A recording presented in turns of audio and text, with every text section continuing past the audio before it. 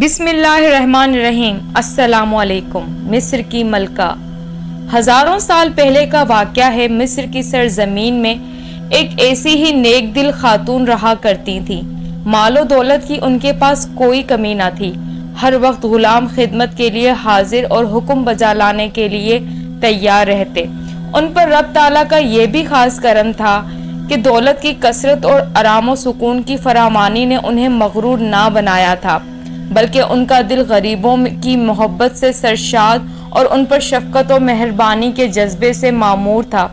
چنانچہ یہ ان سے نرمی اور مہربانی کا برتاؤ کرتی اور دل کھول کر ان پر صدقہ اور خیرات کیا کرتی تھی۔ حضرت آسیہ مصر کے بادشاہ کی بیوی اور مصر کی ملکہ تھیں۔ ان خاتون کے دریائے نیل کے کنارے عظیم الشان محلات تھے۔ ننھے موسیٰ نے ان کی گود میں پرورش پائی۔ اس محل میں ننھے شیرخوار کی حیثیت سے آنے والے موسیٰ جوان ہو چکے ہیں۔ جی ہاں، اب انہیں پیغمبری بھی مل چکی ہے۔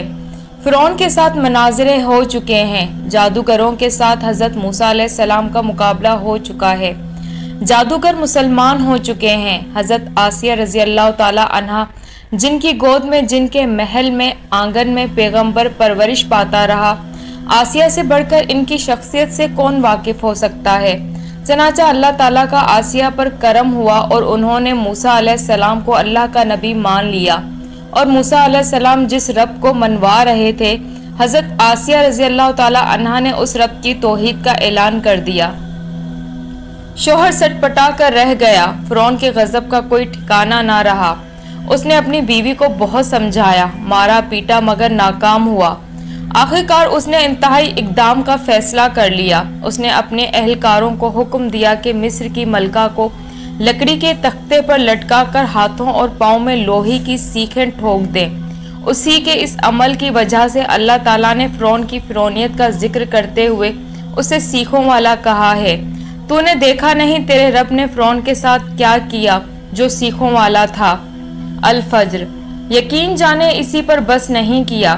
ظالم فرعون کے حکم پر حضرت آسیہ کو تپتے ریگستان کی دھوپ میں پھینک دیا گیا۔ فرعون دورہ کرتا رہا اور کہتا رہا کہ اب تو باز آ جا، محلات کی شاہی زندگی تیری منتظر ہے، مگر آسیہ پر اس کا کوئی اثر نہ ہوا۔ اثر کیسے ہوتا؟ جب حضرت آسیہ کے ساتھ یہ سنگین ظلم ناقابل برداشت ہوا تو اللہ تعالیٰ کی رحمت شامل حال ہو گئی۔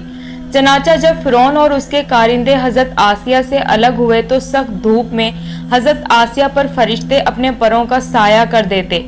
امام ابو یعلا اپنی حدیث کی کتاب المسند میں یہ روایت حضرت ابو ہریرہ رضی اللہ تعالیٰ عنہ کے واسطے سے لاتے ہیں کہ جب حضرت آسیہ رضی اللہ تعالیٰ عنہ نے اپنے رب کریم کی طرف سے اپنے اوپر یہ کرم دیکھا تو اپنے رب کو پکارا اور کہا، میرے پروردگار، میرے لیے اپنے پاس سے جنت میں ایک محل بنا اور مجھے فرعون اور اس کے اہلکاروں سے نجات عطا فرما اور اس ظالم لوگوں سے میری جان کی خلاصی کر۔ التحریم۔